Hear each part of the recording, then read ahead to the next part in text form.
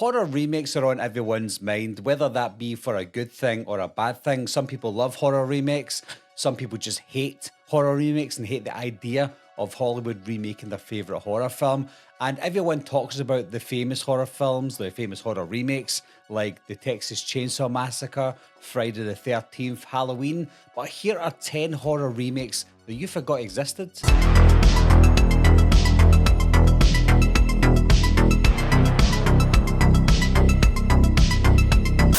The Toolbox Murders from 2004. The Toolbox Murders from 1978 is a sleazy exploitation-style slasher that focuses on brutal voyeuristic murders committed by a masked killer using household tools, blending elements of psychological horror with grindhouse aesthetics. In contrast, the 2004 remake, directed by Tobe Hooper, is a more supernatural and atmospheric reimagining, shifting the story to a haunted apartment complex. While the original is a grim, straightforward slasher, the remake adds depth with mystery and paranormal elements. Next up is Willard from 2003. The 1971 Willard is a psychological horror with a slow burn, character-driven approach, focusing on the titular outcast's descent into madness as he befriends and commands an army of rats. It has a bleak, suspenseful atmosphere driven by Bruce Davidson's sympathetic yet unsettling performance. The 2003 remake, starring Crispin Glover, leans into a more gothic, exaggerated tone with dark humour and stylized aesthetic. Glover's portrayal is more eccentric, and the film amplifies the horror elements with creepier visuals and a more tragic, isolated version of Willard. Next up is Carnival of Souls from 1998. Carnival of Souls from 1962 and its remake from 1998 offer contrasting approaches to the same eerie tale. The original, directed by Herc Harvey, is revered for its atmospheric black and white cinematography and unsettling ambience, focusing on the psychological unravelling of its protagonist in a small town setting. It's celebrated for its minimalistic yet effective storytelling. In contrast, the 1998 remake, helmed by Adam Grossman, takes a more modernised approach with colour and updated visuals, aiming for a more explicit portrayal of horror elements. While the remake attempts to expand on the original's premise with an added backstory and visual flair, it often diverges in tone and fails to capture the subtle dread and ambiguity that made the original a cult classic. Next up is Quarantine from 2008. Rec, or Record, from 2007, and its American remake, Quarantine, share the same core premise, a found footage horror film about a news crew trapped in a quarantined apartment building overrun by a terrifying virus. However, Rec, a Spanish film, is grittier and more atmospheric, relying on a raw intensity, claustrophobic tension, and an unsettling realistic approach. Quarantine closely followed the original's plot, but it adds a more polished Hollywood style with some changes that diminish the mystery, such as explicitly showing the source of the infection. While Quarantine is an effective horror film in its own right, Rec is often considered superior due to its visceral realism, relentless pacing, and a more ambiguous, chilling ending. Next up is Night Watch from 1997. The 1994 Danish thriller Night Watch is a tense, atmospheric film with a slow-burning sense of dread,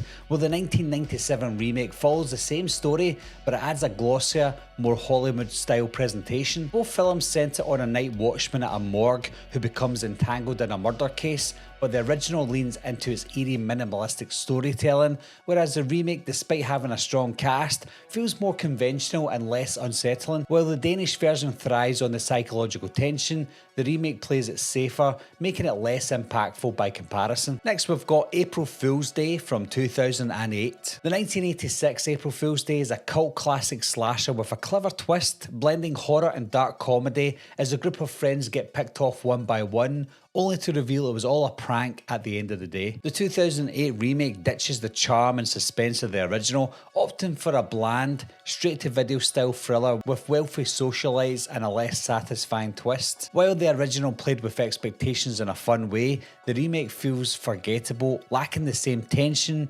creativity and likeable characters. Next up is The Stepfather from 2009. The original from 1987 is a chilling psychological thriller with a slow burn intensity driven by Terry O'Quinn's unsettling performance as a man obsessed with creating the perfect family, and he'll kill anyone who gets in his way. The 2009 remake follows the same basic premise, but it leans more into a glossy, teen-orientated horror style with a faster pace and more predictable scares. While Dylan Walsh does a decent job as the new stepfather, the remake lacks the eerie realism and depth of the original, making it feel more like a standard thriller than a truly disturbing character study. Next up, we've got The Town That Dreaded Sundown from 2014. The 1976 version of The Town That Dreaded Sundown is a low-budget, semi-documentary style horror film based on the real-life Texarkana murders, blending eerie atmosphere with the odd comedic elements. Its grainy cinematography and unsettling masked killer left a lasting impression despite its flaws. The 2014 remake takes a meta approach, treating the original film as a movie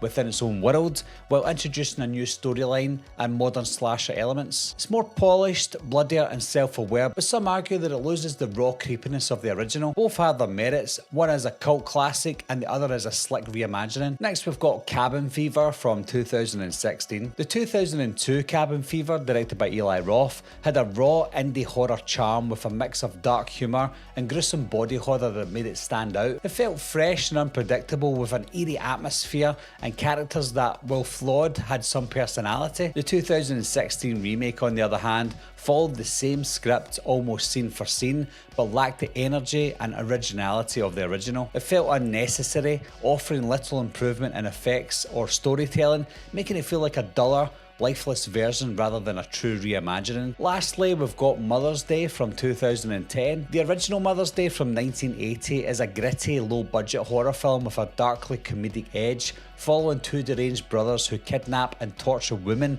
under the guidance of their sadistic mother. It's an exploitation film with an over-the-top, campy feel. The 2010 remake takes a more psychological and brutal approach, turning the story into a home invasion thriller where a criminal family terrorise a group of friends. While both films centre on a twisted maternal figure, the remake ditches the camp for a grittier, more intense tone, making it feel more like a modern thriller than a cult horror flick. So that is 10 horror remakes that I hope that you forgot existed, and I'm going to be doing another one of these videos as well. So if there is another horror film that maybe other people have forgot existed apart from you, maybe that will be on the next video. But always anyway guys, leave your comments down below, let me know what you think of those, if you remember any of those, and if there's any other horror remakes that you think that people have forgotten about. And as always, thanks a lot for watching, thanks for subscribing, and I'll see you soon.